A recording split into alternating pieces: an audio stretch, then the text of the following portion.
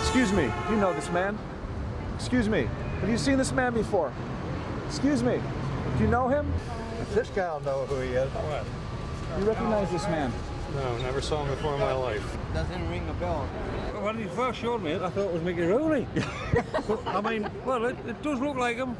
Mickey Rooney? Yeah. I used to see him on television, I believe, but he was always costumed as a clown. Yeah. And he did a sad clown as well. He'd cry. You know, he'd have the mouth that came down like that. I was gonna say Johnny Carson, but... My favorite Martian. He's the member of parliament that always says the outrageous things. He's a socialist. He was just on Big Brother, the version of Big Brother with it's not Red Ken. Excuse me, do you know this man? No. Oh, he looks like a psychopath. He's not Governor Montero, he's not the Capitan Monasterio, he's not Sergeant Garcia. He's not a bandit and not a pirate. Mose Allison. No. Studs Terkel. No. So you're doing a documentary about someone that no one knows?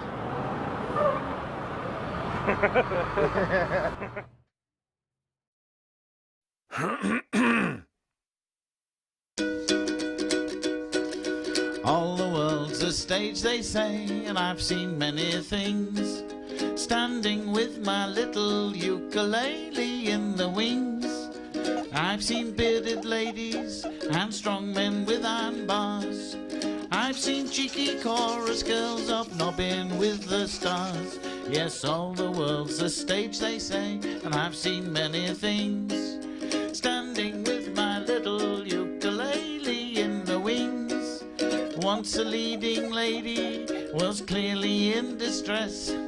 She asked if I could help her with the fasteners on her dress. You should have seen the outcome. I almost broke my strings. Standing with my little ukulele in the wings.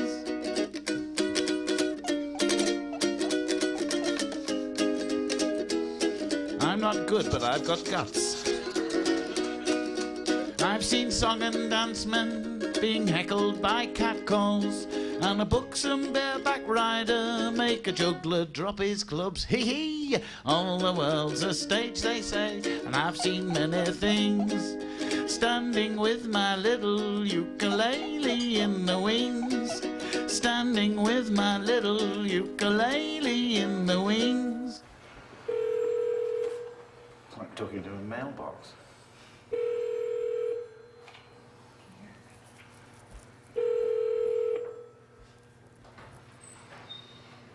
If you make a mistake or system is beeping, press star and begin again.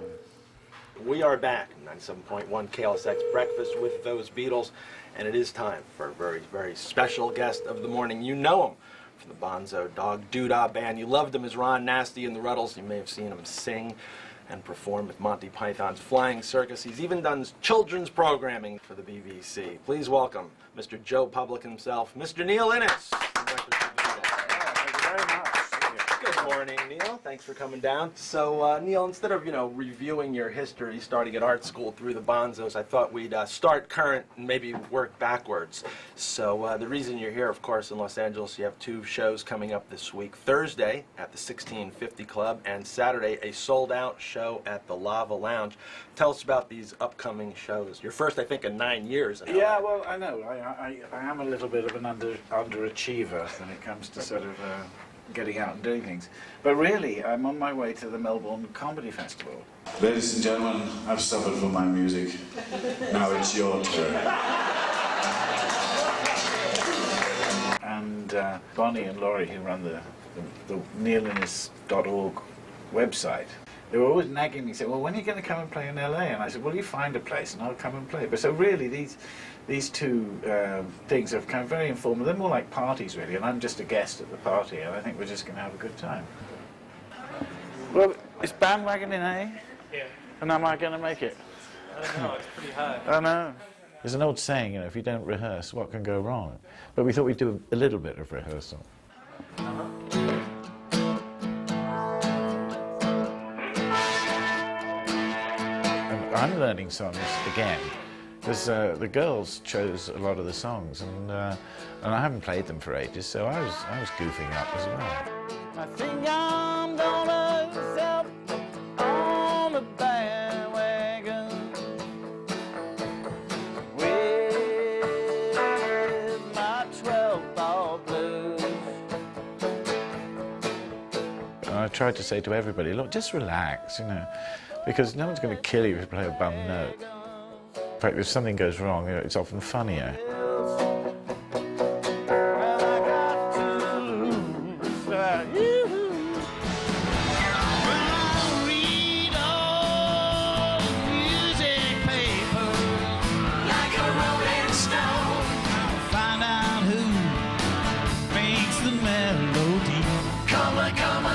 Tell me what it's all about. Never, oh never, never underestimate the enemy. All I gotta do is sing a little more like these. Tutti frutti, beauties on duty. I throw myself around as though it must be for a piece. Suck it to me, suck it to me, suck it to me, suck it to me, suck it to me. I look sincere, even when I don't really care. Sha-na-na-na, sha-na-na-na. You know if I mean it, 'cause I go, whoa, yeah, yeah, yeah, yeah. I think I'll get myself on the bandwagon. Well, my 12-ball blues. Sing of love, oh magic dragon. But what else? I say, what else have I got to lose?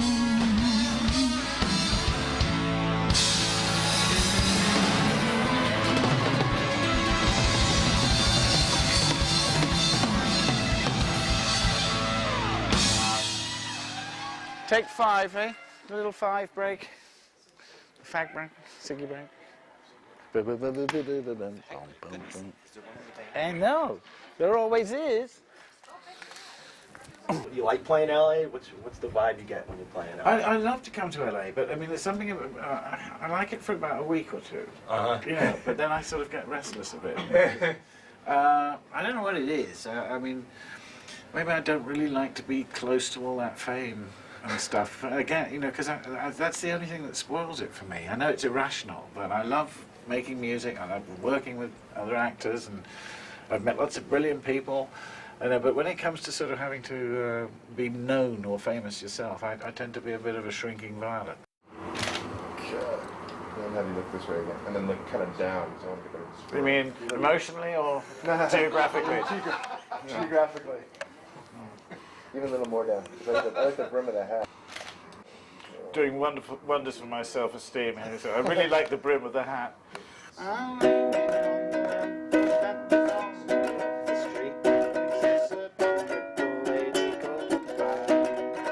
don't want to play the fame game. Do we really need this kind of fanatic kind of hero worship? I was doing live shows with Monty Python. I think it was '76, we did the city centre. Pythons had become almost like rock stars. It was quite frightening being in the bowels of the place in these limos, and then they'd drive out, the gates would open, people were hanging on the gates. In a way, that gave me a taste of, what it, and I had a kind of fear of that. I hate that. I really, really, don't like that. That situation of, they're just gunning the car at a crowd of people.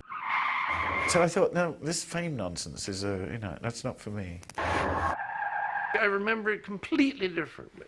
I mean, I could not be more contradictory of what Neil said, because I remember after the first night it had gone very well, and the fans, they were a very friendly audience, because they were, by definition, they were fans. And it went down very well, and we were standing in the wings afterwards. Probably I was gasping on one of Neil's cigarettes, and suddenly the security people said, come on, we got to get going. We said, what? He said, they're going crazy out there, quick. And they hurried us down a corridor, and then down through a gate, and then down some stairs, through another corridor, into an underground garage. And they said, quick, in here. And they slammed all the doors, and they said, okay, open the gates opened, and the guard sort of drawed out. And there were about 23 fans there. Could we have your order? Oh. And I thought, oh, that's how the security people get their jobs. They really pretend that there's a need for them. So maybe he found 23 people very scary. I know I didn't. It is funny that we have such a completely different recollection.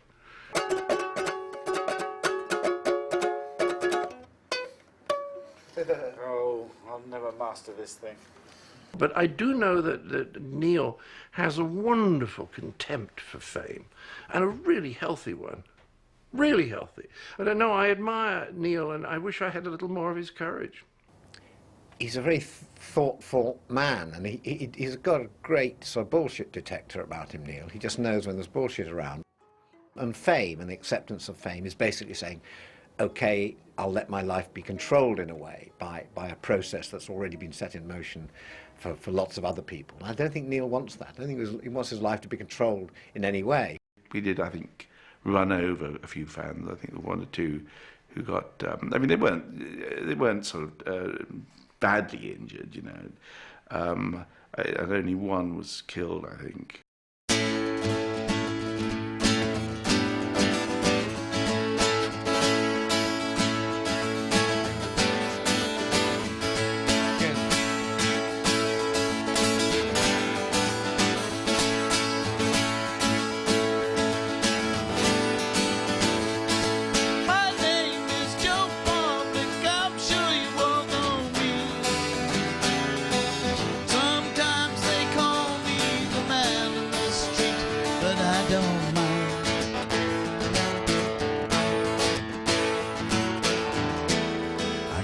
Place in society. I got my feet on the ground. Got my pride and my prejudices. No one can push me around. My name is Joe Public. I'm sure you won't know me. Sometimes they call me the proletariat, but I don't mind.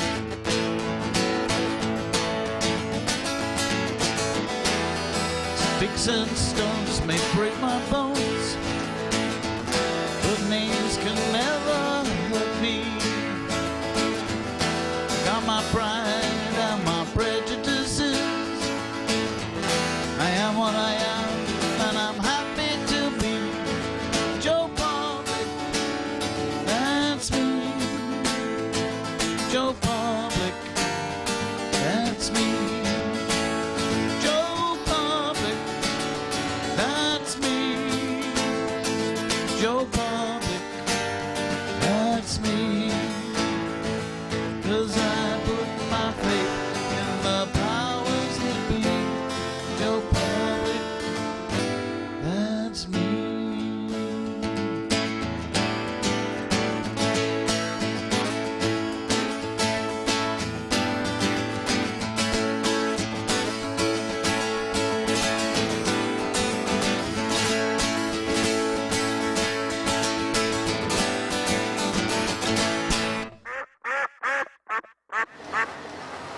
Excuse me, let me ask you, do you know this man? No. You seen this man? No. You know this man? No. Never seen him? No. Who is he supposed to be? Where are they supposed to be? They're supposed to be famous. Are they famous? Famous? No. Is he a poet? You know who he is? I've never seen him.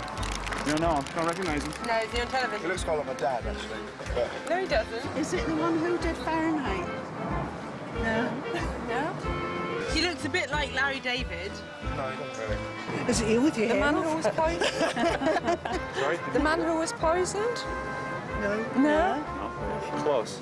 Close. But he is American. He's British, very British. Oh, is he? Ever since I was very, very small, I've always enjoyed drawing. And there's something about, you know, trying to sort of look at something and then get it down on a piece of paper. I mean, that really, it obsessed me, really. So, but drawing and painting was my first love. And at art school, I really threw myself into it. And then I got slightly jaded by the fact they wanted me to explain, you know, what I was doing or come up with reasons for it.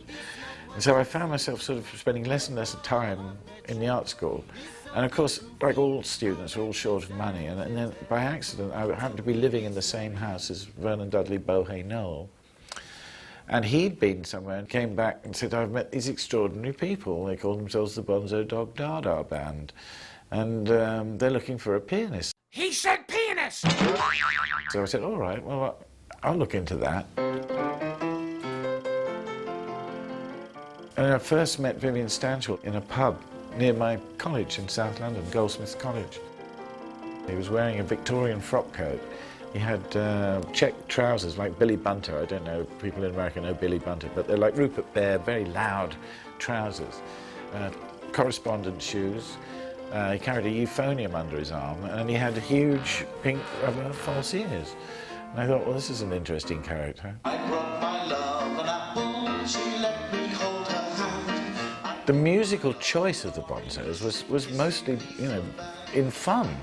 We used to go to the markets and find these old 78s from the 30s.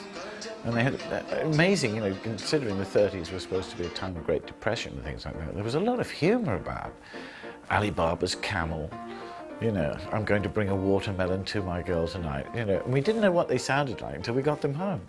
So that's what we enjoyed playing at first, and that's the sort of thing we played in the pubs. But then, I think it was Legs Larry Smith said, well, why do we just play this silly old 30s stuff? We should, you know, do our own stuff. Let's do rock and roll, let's do anything. So that, in an accidental way, was probably what kicked me into songwriting. Well, a humanoid boogie's got a humanoid hip taps jumping and a jiving, burning out the energy cells like an infrared hot dog. Motorbike heartbeats flooded to the stutter of a humanoid heart throb, sobbing out a ticker-tape tune by the moon. Beep, bleep, keep rocking, daddy, do the stroll. 'Cause the humanoid boogie's been humanoid rock and roll. So I didn't think about it. Nothing was planned. It was just such a laugh. And we thought, I'll put it off, you know, I'll put whatever I'm going to do painting-wise, I'll put off for a while. Knick-knack, paddywhack, give a dog a humanoid, let's have fun, gonna get a personality cell. Because it was more fun to go the showbiz route, you know, with the band than actually go anywhere near the art world, which is just a bit more pompous and in fact probably just as corrupt. But that's how I slid into, you know, being in the Bonzos, and the Bonzos had all their sort of various levels of success. And I've been falling through doors accidentally ever since. Because the humanoid boogie's full of humanoid rock and roll.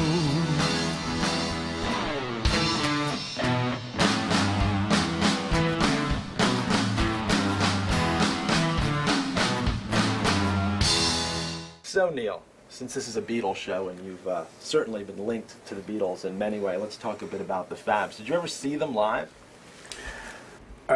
I suppose we Walking and talking. You saw them. We have actually played together. I mean, after the Magical Mystery Tour, there was a big party, and the Beach Boys were there. There's this huge jamming session. We think we played "Oh Carol" for about 25 minutes. Wow! Yeah. Wow! Tell me a bit about the Magical Mystery Tour. Of course, the Bonzo Dog Band doing a little Death Cab for Cutie in Magical Mystery Tour. How'd that all happen? Magical Mystery Tour came about by the fact that the Bonzos had been working quite a bit with a group called The Scaffold, and Paul McCartney's brother Michael was in that. I gather from Michael, you know, the Beatles used to come and see the Bonzos when they were at the odd show, like at the Savile Theatre. We played with the Bee Gees and Cream. And I think Michael suggested to Paul, you know, why don't you get the Bonzos in? He said, oh yeah, good idea. And the next thing you know, we got a phone call, can you come down to the Raymond Review Bar to do a bit in Magical Mystery Tour? We weren't actually on the bus. We just did the one day in the strip club. Good evening, ladies and gentlemen, and welcome to Do Not Adjust Your Set. We were approached to be in this children's television series called Do Not Adjust Your Set. And a very talented, I think, very good producer called Humphrey Barclay had got together a bunch of writers who just so happened to be Michael Palin and Terry Jones and Eric Idle. And Terry Gilliam had just come over and was making quite a mark with his sort of like collage animation. And they wrote sort of sketches and things like that, and the Bonzos had to do a different musical number each week. It was the funniest thing on television. And Chapman and I were writing on our own at those days. We always used to finish early on Thursday afternoon. I think it was when it started at 4:30 or something. It was a kids' program, but it was much funnier than anything that was on for adults. It had become a huge cult, actually. People would try and get home from work to watch this children's show. And is that Santa Monica Airport? Let's have a shot of Santa Monica Airport.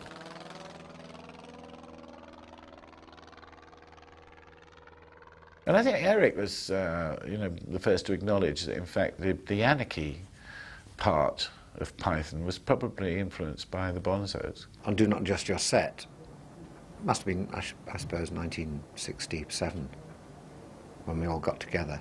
And the Bonzo Dogs band were quite a well-known band at the time. And yet Neil was the accessible one, I think. I just remember sort of someone who could, this crazy band, and we didn't understand their songs at all. And yet, you know, Neil was really easy, and he'd talk about anything, you know, the bus drive on the way in or something like that. You always felt Neil was very sensible, perhaps the most sane of all of them.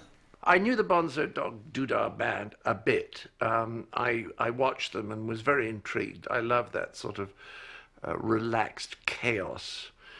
As an atmosphere, I found it very endearing. But I've never been, and I know it sounds extraordinary, particularly interested in any kind of popular music. It's very weird. I mean, apart from the Beatles, who did write some rather good tunes, most of it I'm not interested in, so I don't think of watching it or listening to it in any proper sense. So I really plugged into that through the television show, Do Not Adjust Your Set. And that's where I began to make a connection, not so much with Mike and Terry and Eric, whom I knew already, but with those people on the periphery of that group, and Neil was there. After 2 series of Do Not Adjust Your Set, I mean, we've become really good pals. The Bonzos used to take the Pythons to be, as it were, out to Indian meals, and they'd take us out to Chinese meals. We'd all become very good friends, and the Bonzos went off to America. And by the time we came back, they'd sort of formed Monty Python with Graham Chapman and John Cleese. And it was, oh, there goes a truck. I like big trucks. You've got really nice trucks over here. Let's see a big truck. G-A-C-D-G, sort of thing. Okay, we'd like to do a medley of hit now. Urban Spaceman came about from the Bonzos travelling around all over the UK, and I began to notice that, you know, every city was becoming sort of homogenised in a way, with the same shops, the same outlets, the same one-way systems happening. And at the time, sort of undeveloped potential areas within an urban environment was then known as urban space. And I just thought, well, urban space, well, there ought to be an urban spaceman then.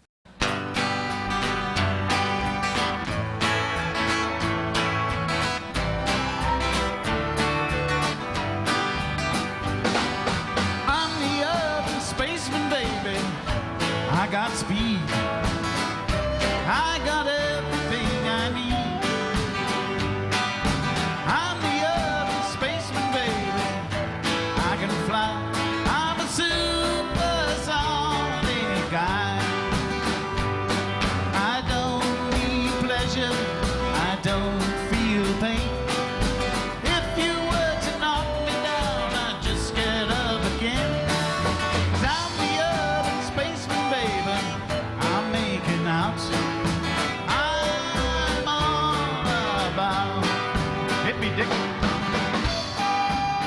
the same time, we were doing Not Just Your Set, and we were becoming bigger and bigger, as it were, and the record company said, for God's sake, can't we have a single? But, you know, we didn't really want to make a single or go in the hit parade and things like that. And our manager-producer was also a clock watcher. And after 3 hours, he said, right, time's up, next track. You know, we had loads of ideas we wanted to try, and we were getting fed up with him.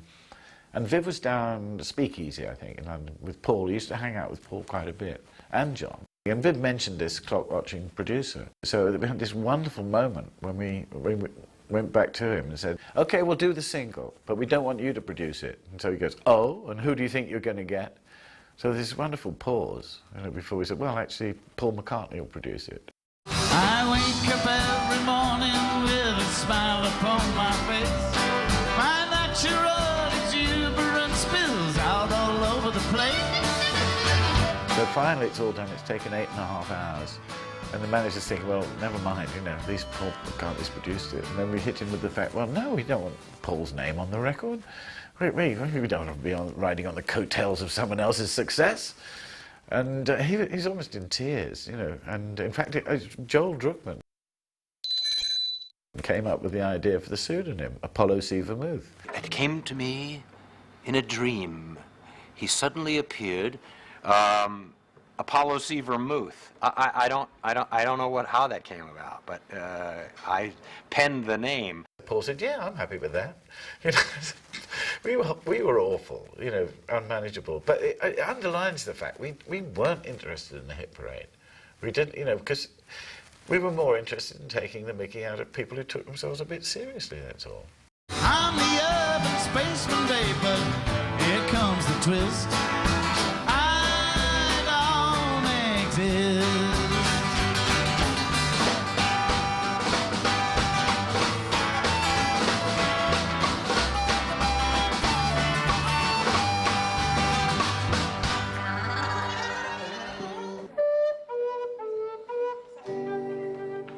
Perfect.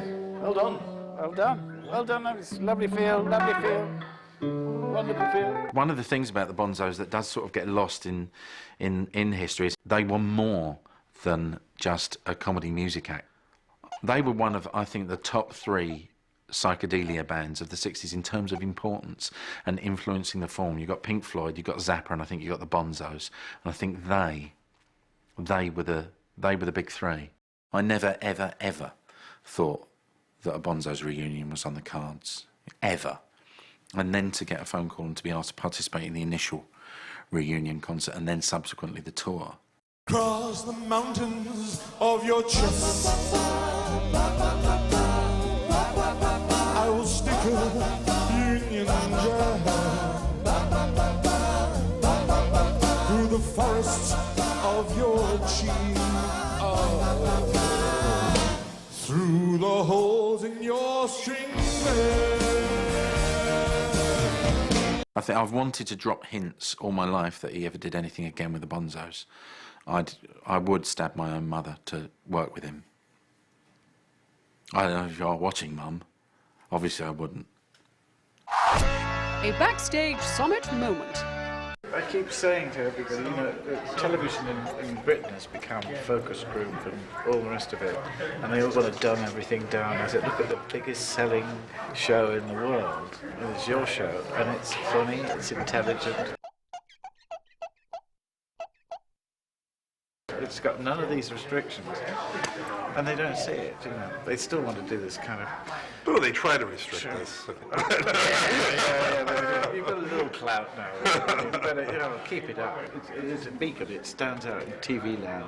And, you know, fight on, you know, but it's fantastic. Well, I based all my work on the teachings of the Bonzo Dog Doodah Band, so... Of course. Yes. He got it all here. He got it all here. He got it all from us. Would you come and try some CDs? Sure. Yeah. Oh, boy. Please come back soon. Yeah, these guys never know when to cut. And cut. You know this man? Oh, big problem. I am Spanish.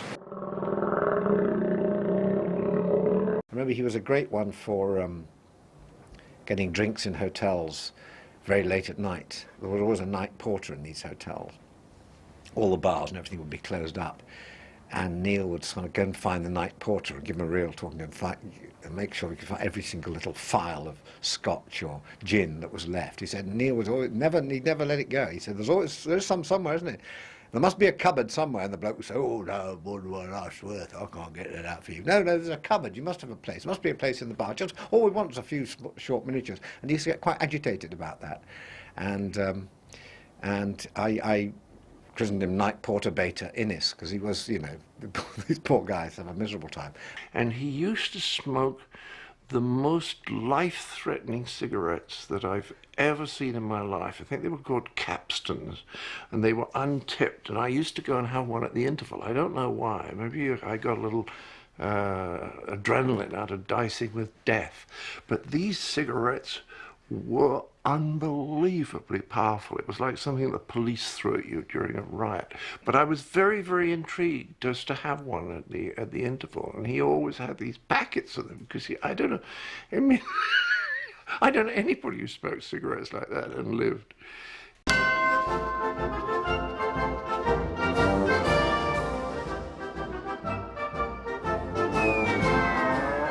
My connection with Python really is a kind of a musical associate. So yeah, I wasn't really a Python. I think Neil was the nearest we've ever come to a seventh Python. Yes, he was. Yes, I would say Neil was very much the seventh Python. Neil, yes, I think Neil was definitely the seventh Python. I mean, how many were there? We remember there was me, Mike, Eric, Terry, John, Graham. There were six of us. I see. Yes, there were six. First of all, my brain hurts. They'd already sort of formed themselves into a kind of corporation, you know, because I was just an old buddy or a sidekick that was helping out on songs, really. But it sort of went on and on and on, you know. I used to joke about the fact, you know, you're putting my solo career back 10 years, you know, not that I wanted a solo career, but it was really good fun to hang out with them, you know, because they were very, you know, bright, funny guys. We all liked him, we all trusted Neil. And also because he always seemed to know just how much to do and how much not to do. You know, never imposed anything, which is typical of Neil. Oh, I'll do a bit here, I'll do a bit there, you know. And yet, he and his, you know, he's not a pushover. He's got very strong ideas of really what he wants, how he wants things to be done. And he'll sort of come in with that, but he just delivers these sort of opinions quite sort of lightly. Bravely bold Sir Robin rode forth from Camelot. He was not afraid to die, oh brave Sir Robin. He was not at all afraid to be killed in nasty ways. Brave, brave, brave, brave Sir Robin. He was not in the least bit scared to be mashed into a pulp, or to have his eyes gouged out and his elbows broken, to have his kneecap split and his body burnt away, and his limbs all hacked and mangled, brave Sir Robin. His head smashed in and his heart cut out and his liver removed and his bowels unplugged and his nostril scraped and his bottom burnt off and his penis split. That's enough music for now, lads.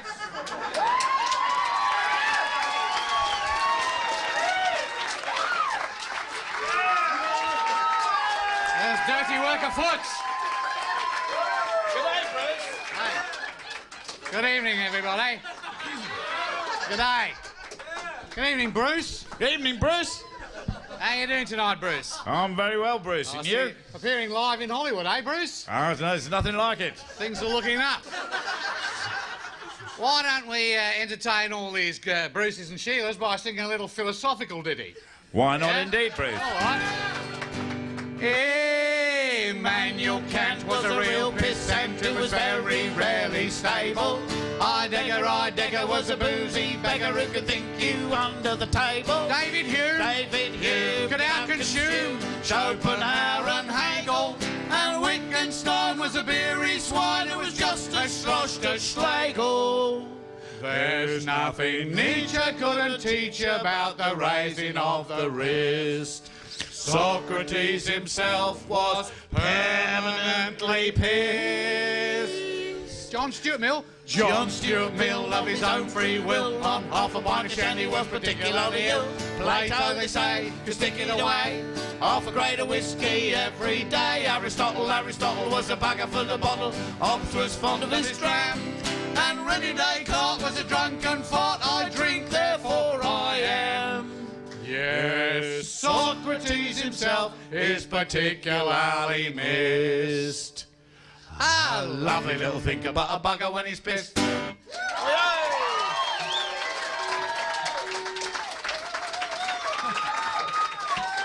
you. Neil doesn't realise that it's actually quite rare, his talent. He's absolutely brilliant. He's so natural with his audience. He loves the audience, and he's very funny. I think that, you know, he could get out more, and he should get out more, and I wish he would, because he could have got out and, you know, visited America a bit more, where you can get to be known.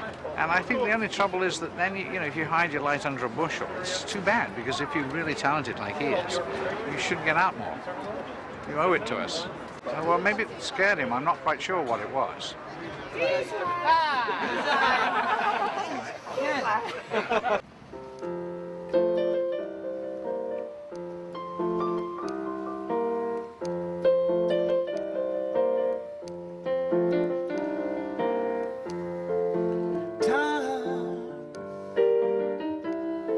On my hands,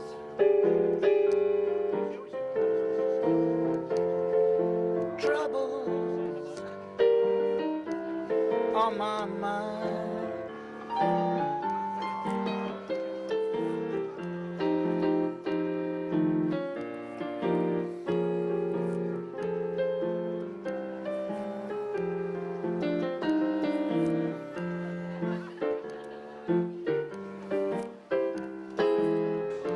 Don't you patronize me, patron. All right.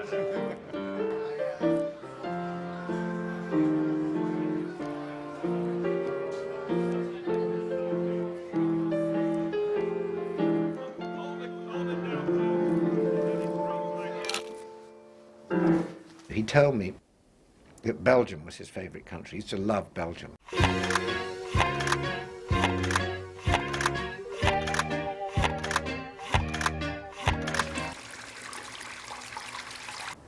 And the Belgians really got quite a bad press in Europe. There's nothing to say about Belgium. And Neil said the Belgians are great. They're really great. You know, he said the Belgians, people, and the great surrealists, they're really wacky, those Belgians. All the surrealism comes out of Belgium. I love going to Belgium.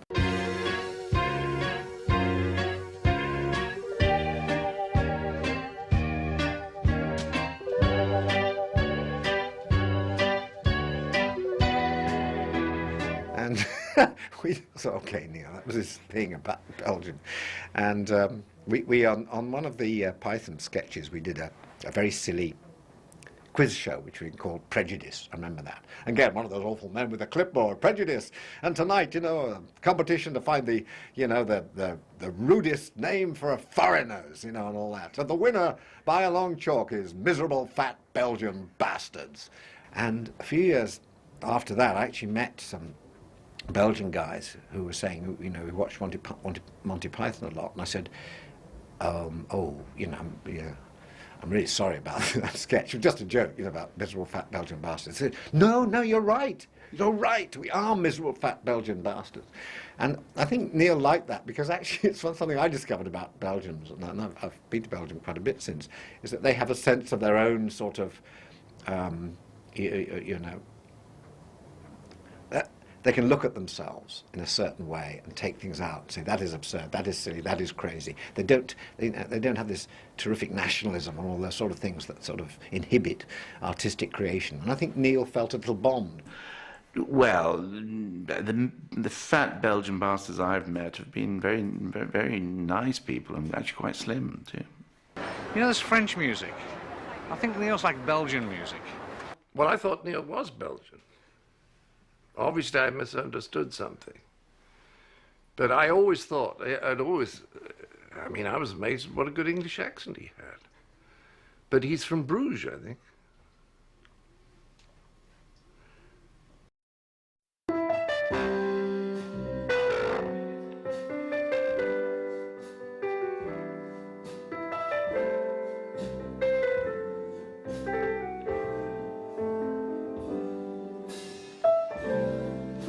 We have no time for lovers' games of hide and seek or cat and mouse. I come home tired, you call me names, you work all week at keeping house. I understand the drudgery of what you do, but don't you think the office is the same for me? You ask me to unblock the sink. Life is getting shorter, nickel, diamond, quarter. Talk is getting cheaper, love is getting deeper. That song called Love Is Getting Deeper, you get sucked into that kind of Las Vegas sleaze, you know, and like Mel Brooks in High Anxiety. There's a future for me in Vegas, I can see it. I've never performed that song the way I performed it on the gig, you know, with a hand mic. I normally do it in a one-man context. It turned more into a kind of French spoof. Talk is getting cheaper, love is getting deeper.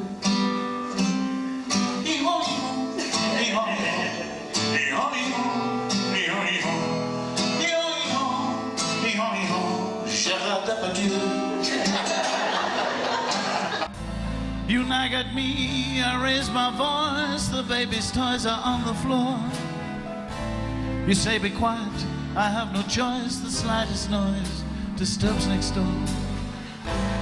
Life is getting shorter, nickel, diamond, quarter. I think it's not a bad song, actually. In fact, a lot of what I do, I mean, I like it to work on two levels. I mean, that lyric is quite a complex rhyme, but then you destroy it by sort of like running it over the music.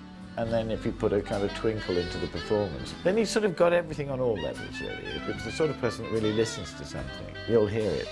If you don't do that, then you get it on another level. The kettle boils, the baby cries, I pick him up, his little teeth are coming through.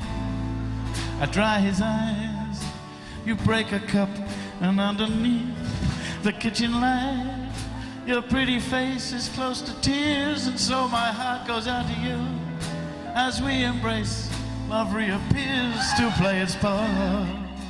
Really, his appeal is that he writes bloody good songs, and which are not just admired by, you know, for their comedy worth and their parody worth, but they're good songs in themselves. And a lot of people, myself included, rate him very highly as a songwriter, let alone if they were funny songs. We've got to do it, we've got to do it. Let's put our heads together and make a complete ass of ourselves. I think what Neil does that has a longer lasting impact than sort of a parody that comes and goes is that he is genuinely a good songwriter. He's got a wonderful sense of melody. He can write great, clever lyrics. He's a great singer. He's a great musician. He likes to be funny, so that's what he's doing, but I think he could do anything. Life is getting shorter, nickel, diamond, quarter. Talk is getting cheaper, love is getting deeper.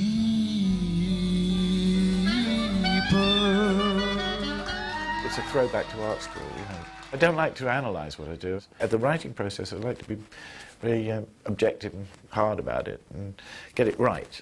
You know, but then I'm, you know, maybe some mischief in me just wants to muck it up a bit, not take myself too seriously. Now all of you make complete asses of yourselves. Hee-haw, hee-haw, hee-haw, hee-haw, hee-haw, hee-haw.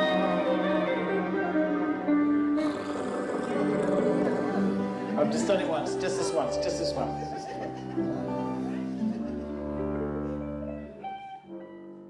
Bearing in mind that he does bestride the two worlds of comedy and music, it's a tricky one to do because the naysayers for the musical comedians would say that they're frustrated rock stars, whereas I think that Innes in the early days of the Bonzos, he fulfilled all his rock star needs early in his life.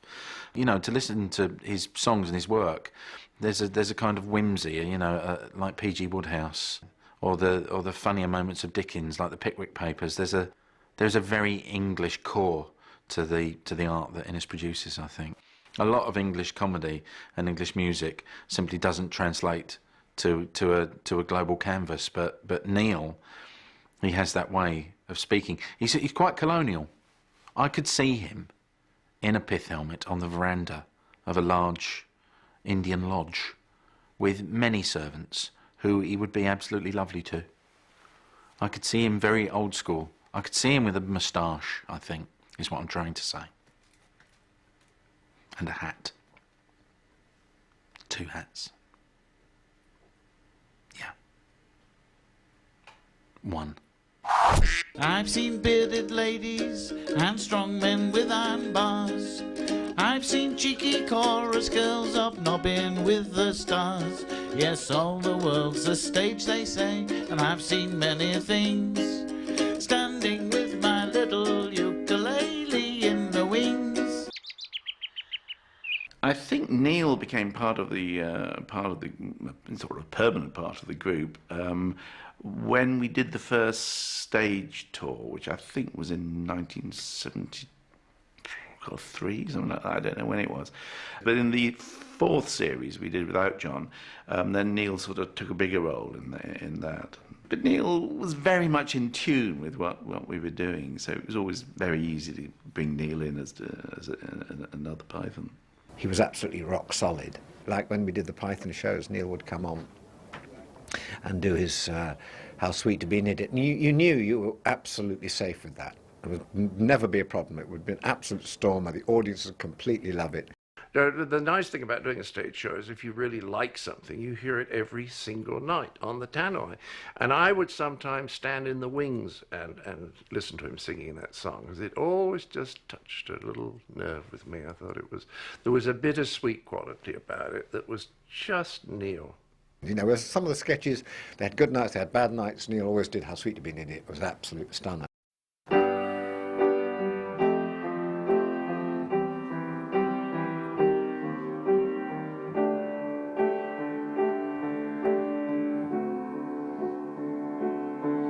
How sweet to be an idiot, as harmless as a cloud, too small to hide the sun, almost poking fun. Mistake there. Too small to hide the sun, almost poking fun. He's done it so many times, for sure. It's age. At a warm but insecure, untidy crowd. How sweet to be an idiot and to dip my brain in joy. Children laughing at my back with no fear of attack. As much retaliation as a toy. How sweet to be an idiot. How sweet.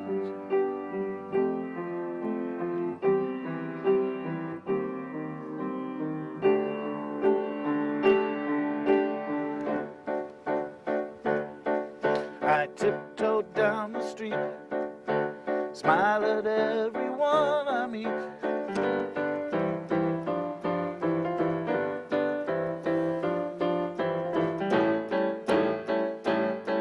But suddenly a scream splashes through my dream. 3, 5, 4, fun. I smell the blood of an asylum.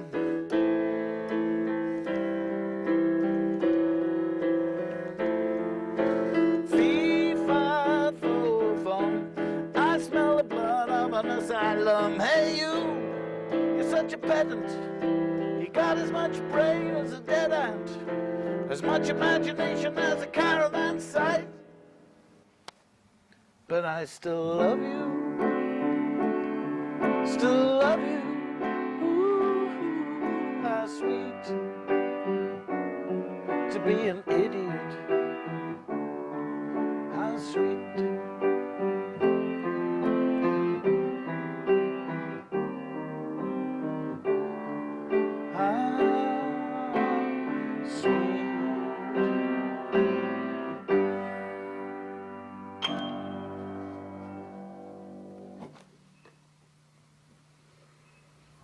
seen the state of this keyboard? What I have to work with here? And I've been sort of lumbered with this duck on the head. Yeah, he wears a duck on his head. He wants to confuse, and you know, he's an old Dadaist or whatever, or surrealist. Well, you know, some people, if they go a little bold, wear a cap or a hat or something like that. So Neil chose a duck. That duck came about by one of the first Bonzo albums. You know, we all decided we'd do a page of our own in this booklet that would be in the gatefold sleeve. And I wanted to be some kind of superhero. But again, you know, going back to my Joe Public fixation, I was Alias Normal Man. And I had a T-shirt I made with Alias Normal Man written on it, and I got tights and red Wellington boots and sort of outside underpants. But I needed something to finish it off. And I was walking through Woolworths, and in the toy department there was all this shelf of these things called quacksies. These big yellow ducks on little black wheels, and you can pull them along and have a really good time. And for some reason I just thought, well, hey, if I cut the wheels off it might make a good hat for Alias Normal Man. So I bought one, took it home, cut the wheels off and put it on. I thought, ah, that's it, job done. Years later, I thought, well, why not put the duck on the head, you know, sitting about in the cupboard, so that image sticks.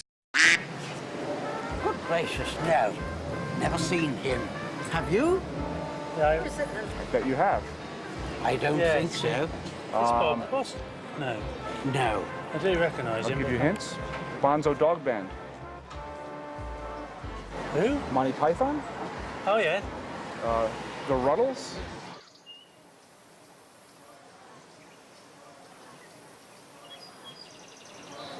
I actually remember where I was when I first, I know this is like, sounds like a gag, but I remember where I was when I first saw the Ruddles, and I was over at a friend's house, and I remember that, like, what the room looked like and where the TV was, and I have a terrible memory, so that is kind of like amazing that I remember that. It's a funny thing here on Breakfast with the Beatles. If we play any kind of a Beatle cover song at all, the listeners get outraged, but if we play a Ruddles song, it gets the thumbs up. You do the Beatle conventions. You deal with a lot of Beatle fans. What's your impression with these people? Well, again, no, it's a big surprise to me because over the years, it seems that Beatle fans have taken Ruddle music to their hearts. Is it true you wrote all those songs in a couple of weeks for the first Ruddles album? It's frighteningly almost like that. That's amazing. Yeah. And the album only took 10 days to record.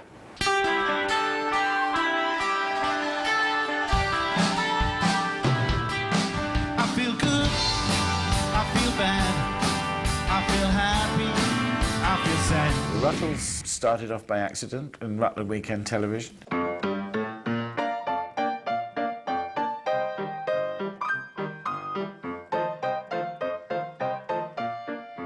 It was my job to come up with some songs and some pictures, and Eric used to write sketches.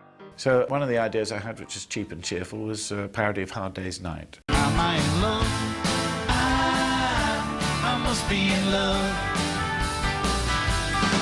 I feel rich. And he thought of the word Ruttle, and I immediately didn't like it because I'm such a pedant. Hey, you're such a pedant. I should have two T's. You can't have one T. It'll be Rootle. No. All right, your show. Do what you want. As far as I can recall, Eric Idle went over to do Saturday Night Live, took across the piece of film with the Ruttles, showed it on Saturday Night Live, and it got a really big reaction from the American viewing public. And it was shown again, and then the guy who runs it, Lorne Michaels, is it? Lorne Michaels approached Eric and said, why don't you do a film of the rise to fame of the Ruttles? Obviously paralleling, which is a parallel story to the rise to fame of the Beatles. Eric said, oh, great, because I've got this idea for a documentary maker, so dull, the camera runs away from him.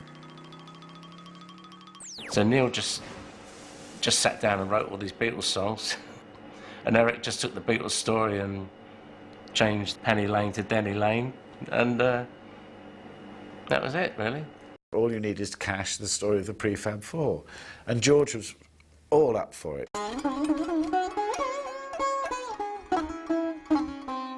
He thought this is the way to diffuse all the silliness, do something sillier. Any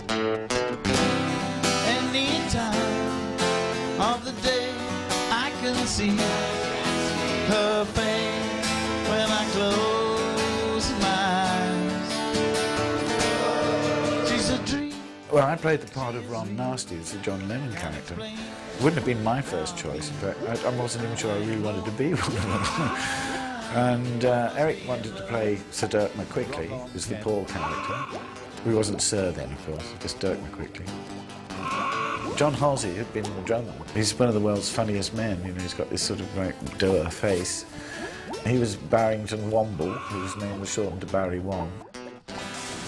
And Stig O'Hara, a guitarist with no fixed hairstyle, was played by Ricky Fattar. And it was nice because Ricky is an Indian. And the fifth Ruttle, Leppo, Ollie Halsall, sadly died in '92. But people in the business, you know, musicians, probably acknowledge him, you know, if he isn't the best guitarist in the world has ever known, he's certainly in the top two. He was just an acrobat on the guitar. And you can hear it in some of the Ruttle music.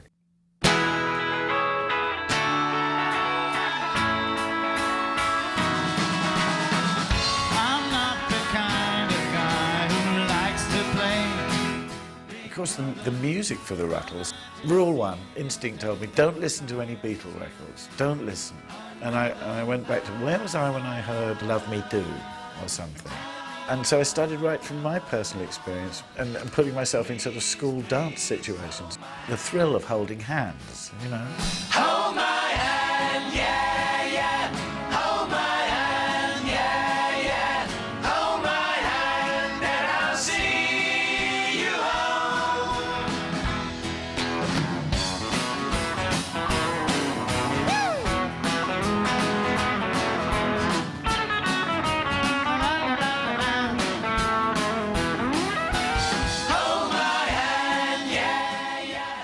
I have to say that, like, some of the Ruttle songs are like my favorite. Like, I like them more than the Beatles songs. Like, you know, I think that I had like more kind of hero worship, and I had like more of a crush on Ron Nasty than I ever did on John Lennon.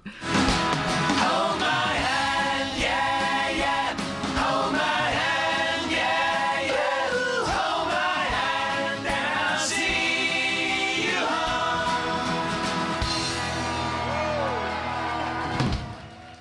I never saw it as really sort of cutting the Beatles myth down. I thought what it was is one of the first programme to actually parody the Beatles and the Beatles and the whole life around the Beatles. You know, I think it was deeply respectful of the Beatles themselves in a sense, but it did, you know, it did sort of highlight certain things about that whole pop business and the, you know, pre-Spinal Tap, the various kind of rivalries, and it quite rightly has become a sort of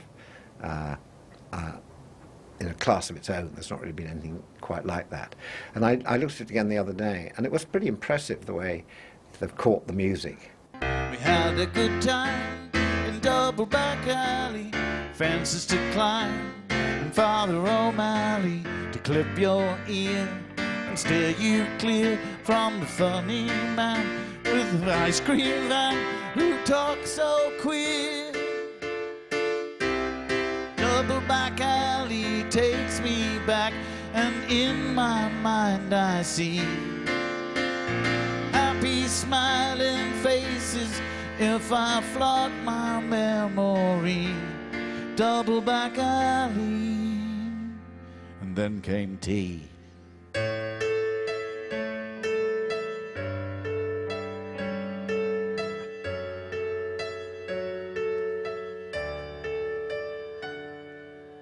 Hour after hour in an ivory top, 1,000 and nothings to do,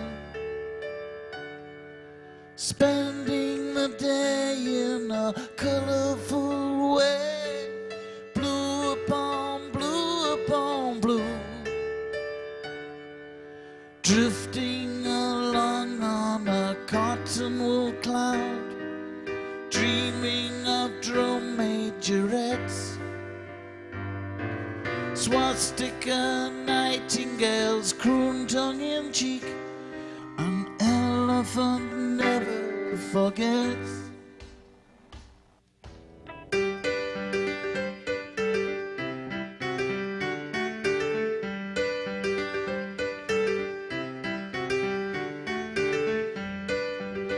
An Another day, I know they say that all the world's a stage, but I don't mind, it's just, well, no. Another day, no, it's not. At times like these, when enemies can number more than friends, a friend indeed is what I need, not someone who pretends. I'm on my way, I cannot stay another day. A glass of wine with Gertrude Stein I know I'll never share, but I don't mind, it's just the kind of cross each man must bear. I'm on my way, I cannot stay another day. You're so pusillanimous, so yeah. Nature's calling animus, go there.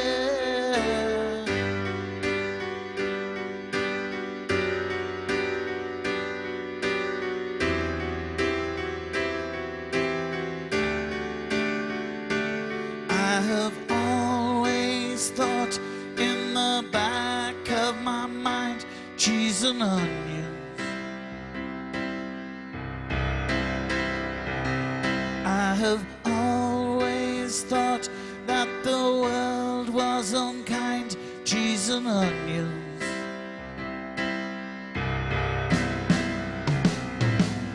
Do I have to spell it out? C-H-E-E-X-T-A-N-D-O-N-I-O-N-S, oh no.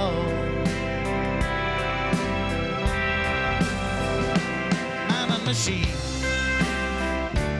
Keep yourself clean, or be a has-been, like a dinosaur.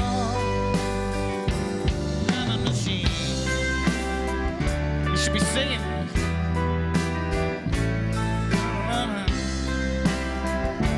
At least once more. Man a machine. Keep yourself clean. Be a has-been, like a dinosaur. Man a device for everything nice. You better think twice, at least once more.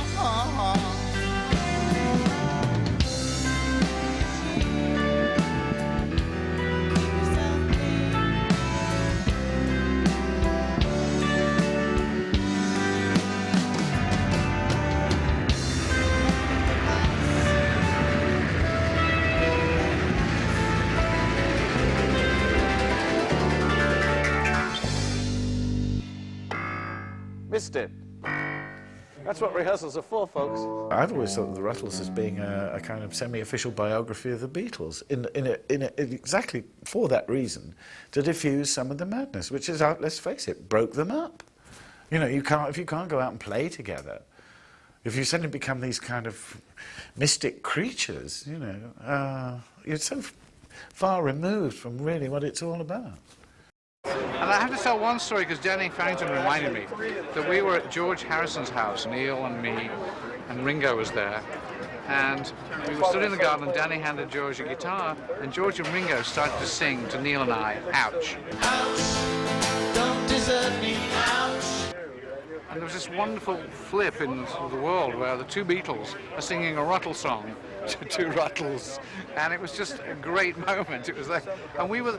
The other thing was that we were the ones that were missing. I covered, Dirk and Nasty, and it was Ringo and George. It was just perfect. And so it was a wonderful, magical moment when everything seemed right and yet very wrong at the same time. I have a theory. You see, Ruttle, the name Ruttle, should be also a verb to ruttle, a doing word. When you ruttle, you know, in the dictionary would say ruttle, verb, transitive, to copy someone you admire, especially in the music business. So in that case, the whole music business is full of ruttles. I think ruttling is a noble pursuit, and everybody ruttles. The people, you watching this now, you rattle. You don't know that you rattle, but you rattle. We rattle our parents. We rattle our art teachers. We rattle former girlfriends. We rattle. Oh, I've rattled a number of former girlfriends. We rattle artists. We rattle comedians. We We spend our lives rattling. But to what end? In the hope that one day we are rattled. Am I in a rut? You must rattle occasionally. I suppose so, yes. I suppose I do rattle and roll. Yeah. In private. And when I've had tea, which we can't have, by the way, because I've run out of milk, so I haven't offered you any tea. I haven't even offered you a beer. Of course I rattle. I rattle all the time. It sounds really dirty. Ouch, you're breaking my heart. Ouch, I'm falling apart. Ouch, ow, ow, ouch. When we first met, I must admit, I fell for you right from the start. Now all your things upset the apple cart. When the Ruttles came out, ATV had control of the Beatle catalogue. Beatles didn't own their publishing. And it was bizarre, you know, everyone thought, well, this is a good laugh. You know, everyone connected with the film, you know, the extras, the musicians, and even the album was even nominated for a Grammy. But somebody, you know, in a publishing company thought, hey, this is copying the Beatles. And they started to send a sort of like an intention of, you know, suing for infringement of copyright. That's really bullshit. I totally call bullshit on the whole idea of the Beatles publishers coming after him. I mean, a parody song with like similar harmonic elements is it's just not the same thing. You know, I like truly I would defy you to put a Ruddle song up against a Beatles song and say like, okay, where's this, you know, where's the steel? Because and that was part of the genius of it, that, you know, that he would have melodic elements that hinted at it, but were not direct rip-offs by any means. Yeah, I think it was more down to the fact that if there hadn't been a Beatles, there wouldn't have been a Ruttles. I know one of the things they did was they had a musicologist in America who compared Ruttles tracks to Beatles tracks. And one of the tracks which he compared was Twist and Shout, and said this bit was similar, that bit was similar, this bit was similar to a Ruttles song, which the name of which eludes me now. But anyway, Twist and Shout wasn't a Beatles song. Well, the upshot is that those first 14 tracks, you know, at one time were Lennon McCartney and is then owned by Michael Jackson. ATV got the copyright, and in return I was supposed to get 50% of the royalties, and which I never did. I think that's beyond uncool. I mean, as a songwriter, if I was the Beatles, I would not feel like I'm going after that guy. Like, not in a million years. But it certainly wasn't the Beatles who did it. It's the music business, which, you know, doesn't have a sense of humour.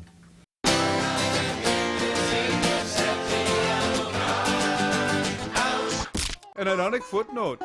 Get it? Footnote? When Oasis brought out Whatever, I mean, I knew nothing about it. And I think they were known for sort of like plagiarising things. You know, they came out perfectly straightforwardly and to their credit saying, we're really influenced by the Beatles, and good for them. But I knew nothing about Whatever as being anything close to what I'd written until I got a phone call from Paul McCartney's brother, Michael. And he said, have you heard Oasis record? No. And he said, well, Nicky Campbell has just played it on Radio 1. You know, it's really like How Sweet to Be an Idiot. And they played it back to back. I'm free to be whatever How sweet to be an idiot. And sure enough, there was even an article in the NME or something saying Neil Innes to sue Oasis, you know, as a headline, and it was just mischievous journalism because if you read on, it would say Neil Innes is to sue Oasis over the, you know, the similarity between Whatever and How Sweet to Be an Idiot, or at least we think so, because when we phoned him, he was out, and we assumed he was seeing his lawyers. Rule 1 of journalism: never allow a fact or the absence of a fact to interfere with a good story. But so yes, and I let a couple of weeks go by, and I thought I'll ring up EMI and find out what's going on. And they said, oh yes, we're on to the case. So I didn't do anything about it. It was just EMI, being the owners of How Sweet to Be an Idiot, who settled out of court with Sonia, effectively, and got 25% of me. I believe I've got a writing credit, but I don't know. It's one of these things. Everyone's rattling, and the lawyers are getting fat. Ouch, don't desert me, ouch. Please don't hurt me, ouch. Ow, ow, ouch. The thing that Neil never talks about, really, is that I know for a fact is how much George Harrison liked his songs and his music, apart from the fact how much he liked him, how much he liked his music, and I was very aware of that, and very aware of how much George valued him as a musician, quite apart from his friendship, and that's a pretty high-level compliment coming from, like one of the icons of modern music. I think George respected Neil because he wasn't that aggressive, go for it kind of guy. And they had many happy evenings just lying back chatting very gently about this, that and the other. And Neil was never overwhelmed by somebody's fame. So it was like they could be good friends without being in awe of each other. And I think, Neil's got this amazing memory, and for stories and anecdotes, and also he's just got a very, very quick brain, and George really liked that because he's very funny too. But I think together they sparked each other off. It was lovely. That should have been filmed sometimes because it was lovely to listen to and watch. He wrote a song about George, a lovely song about George.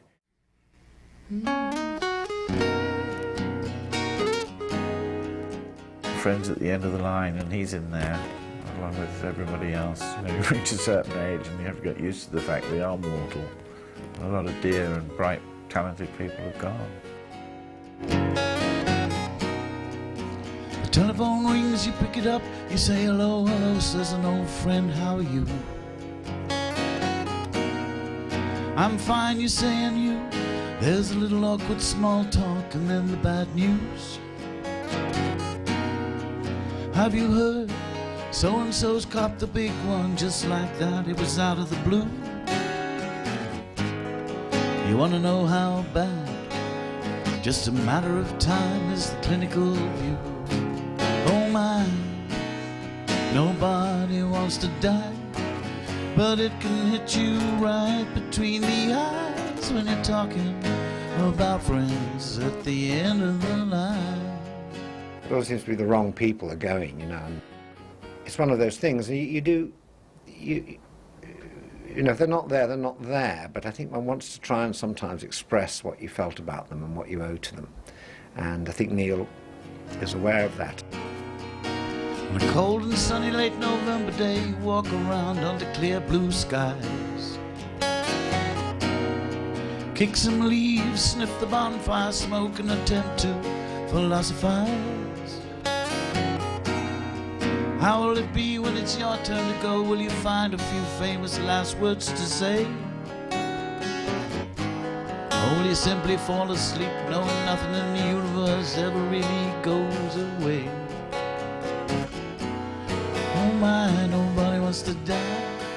Coincidentally, I just finished the song when I came back into London and saw the headline saying that George had passed on. So I was toying with the idea of that verse where it says, here come all the suns, here comes all the light. And I thought, well, yeah, now you've gone there, George, not here anymore. Yeah, it might as well put that bit in. Here come all the suns, here comes all the light. Everything and nothing in one sweet kiss goodnight. Everything and nothing, all creatures great and small. Everything and nothing, God bless us all. Worn out shoes and rusty cars, we are all the stuff of stars. It was so sad with George because we were quite involved with him just before then, before he became ill, and it was lovely that this song was written to to cover that feeling, and somehow every time Neil played it and every gig after that, it just caught the moment with the audience. And I think most of his audience, let's face it, are our age, and so they've all lost people. And yeah, I think it's not easy coming to terms with that, with your mortality. Actually, it isn't. And I think you can do it easily until you get to sort of over 60, and you suddenly think, well, hang on a minute. And you wonder whether you're going to be that one that's left. or, you know, it's difficult. When you're talking about friends at the end of the line. When you're talking about friends at the end of the line. It's for everybody, I know. George would want it that way. He wouldn't want a special song. I suppose he's a bit like me in a way. What we have in common is we don't really like that cut and thrust of the fame thing right in your face. It's lovely to write music and play music, but I mean, when you're that famous, you become a prisoner, and that's not freedom. It's not really having a life.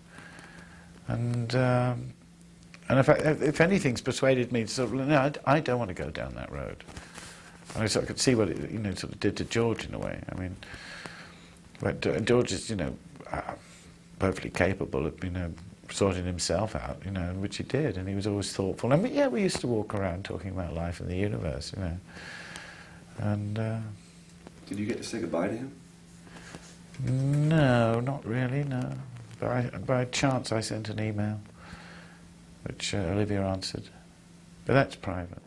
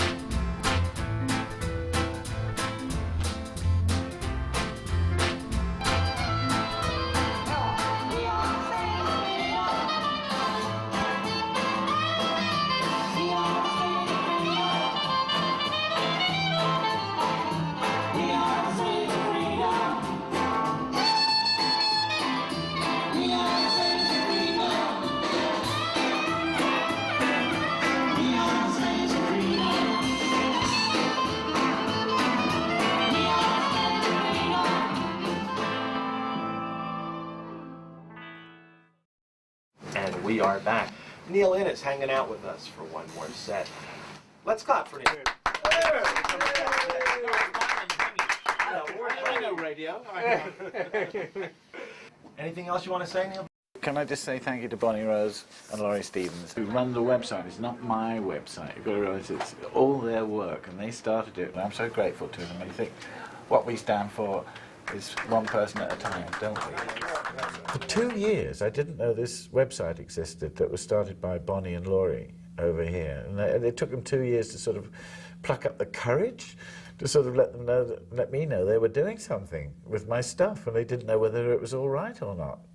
And so when I sort of found out about it, logged on it, I couldn't believe it. You know, it's like a fairyland, isn't it? And it was all doing, and I said, well, this is wonderful, do it. You can disagree with me and I'll agree with you. Be just what you want to be, I'll share your point of view. You can demonstrate and shout. Since then, I mean, people from all over the world have been coming out of the woodwork in Russia and South America, and it feels like a little family, you know, because almost like, you know, you've discovered something that isn't in the mainstream, you know. It's a long, long way from Golden Arches and that world.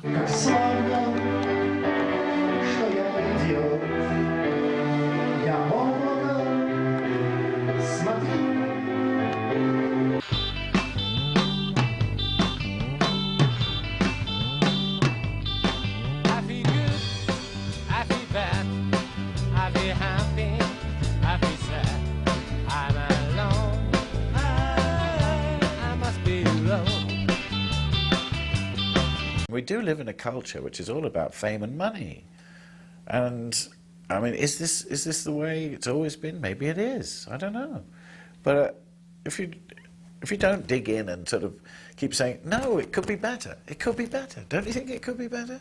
Part of the thing that Einstein observed was that science was no longer in its infancy, it was in its adolescence, you know, out mixing drinks and raving at an all-night party. And genetic engineering, you know, where they take a human cell and put it in a sheep in the hope that one day the sheep will go out and buy something, you know. We all need to be like Alice in Wonderland and question our received wisdom, you know. And I think more and more people are doing it, actually, because I think ultimately the mass media is shooting itself in its unidexter foot. I might resurrect this song, actually. It was called For the Benefit of Mankind. And it was influenced by Danny Kaye. You see, we're always rattling, you know, in the back of your mind, you know. Because it sort of goes, ever since I once knee-high to a bandy dragonfly, I've been asking questions why for the benefit of mankind. I've compared the monkey's tail to the flipper of the whale and a Buddhist fingernail for the benefit of mankind, for the benefit of mankind, for the benefit of mankind, for the benefit of mankind, for the anthropological, technological benefit of mankind. Stop this, this is getting silly. Let's move on. Go in the middle there.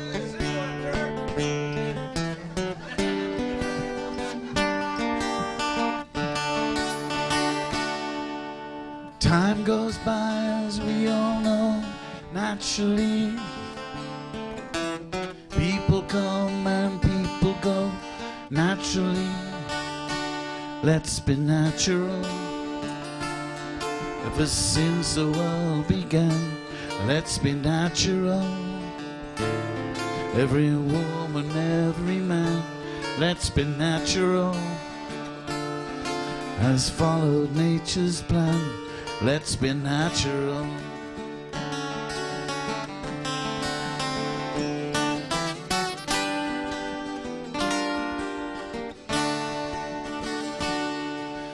Everything is everything naturally. People cry, laugh and sing naturally. Let's be natural. Ever since the world began, let's be natural. Every woman, every man, let's be natural. Has followed nature's plan, let's be natural.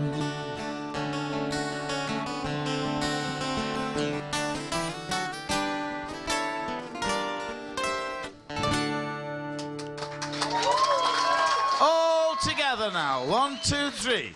La-dee-doo-da, la-dee-da. Here we are in Shangri-La, isn't it nice? La-dee-doo-da, la-dee-da. Here we are in Shangri-La, it's such a happy place to be.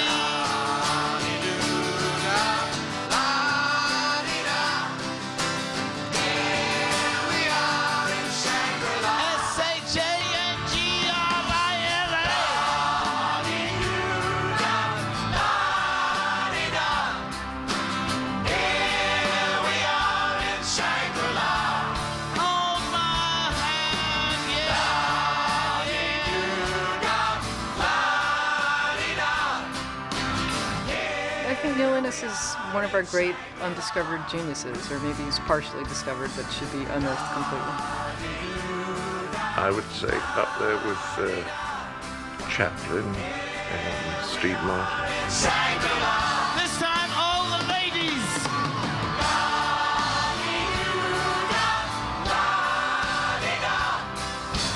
Here we are in Shangri-La. This time, all the guys.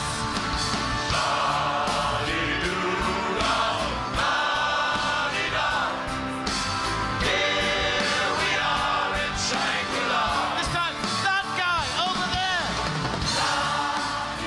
Why hasn't he become this huge star? Why isn't he Paul Simon? I have no idea. It's an enigma. It is a mystery to me. I don't know why it is. But I think it's maybe because he always wants to do something slightly quirkier, not something that's expected of him. He has this delightful corner of the playroom that he occupies and does his work in, and He's like, well, I'm doing this, and if you are interested, you're more than welcome to come. It'd be just delightful to see you. But really, I have no wish to venture onto that pedestal over there that you say is available.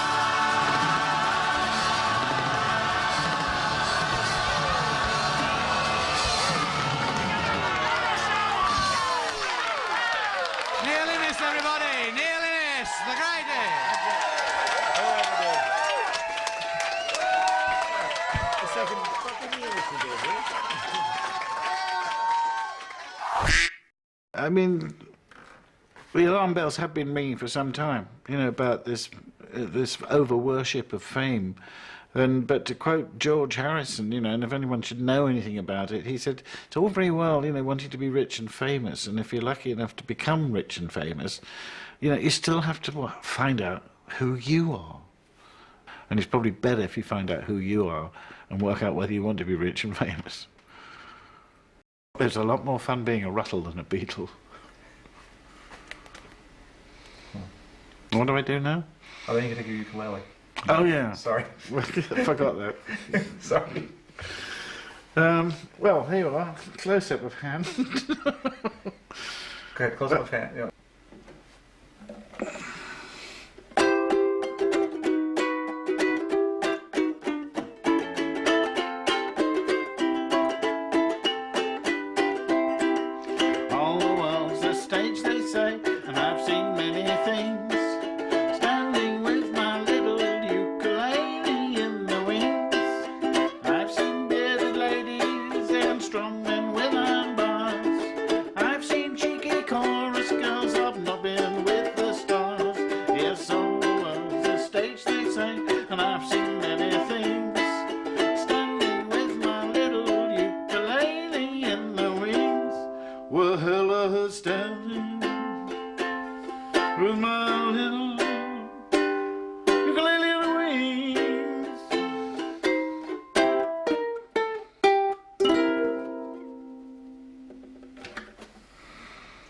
And cut.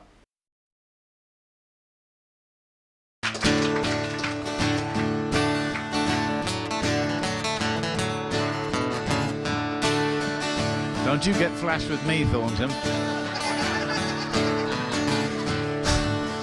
Many years from now, when your grandchildren climb up on your knee, you may be quite astonished to see how many channels they can change on TV. When some old film in black and white comes on and there you are up on the screen. Or is it someone just like someone you've been? Looking not today over 19. Granddad, the little ones are asking you, why do you look so sad? So you tell them all about the fun you had. Back in '64, before you were born, people had no time for pouring scorn on dreams of love and peace. No one was obese, only tight trousers were worn. Back in '64, we were at it like knives. Back in '64, the time of our lives was in the present tense. Now does that make common sense? Any more than girls with hairdos gone behind. Mr. Neil, it is on paper shredding.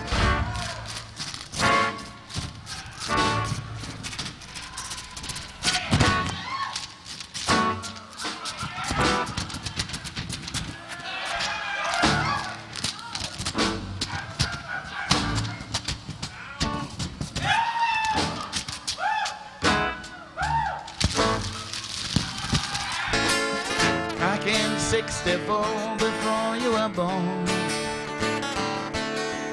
back in '64 before you were born. But as you've gone on and on, your audience has flown, and as you find yourself all on your own, you may wistfully recall how Benjamin Disraeli said, life is too short to be small. Or maybe like some old time song, overall it's long, so long, it's all over.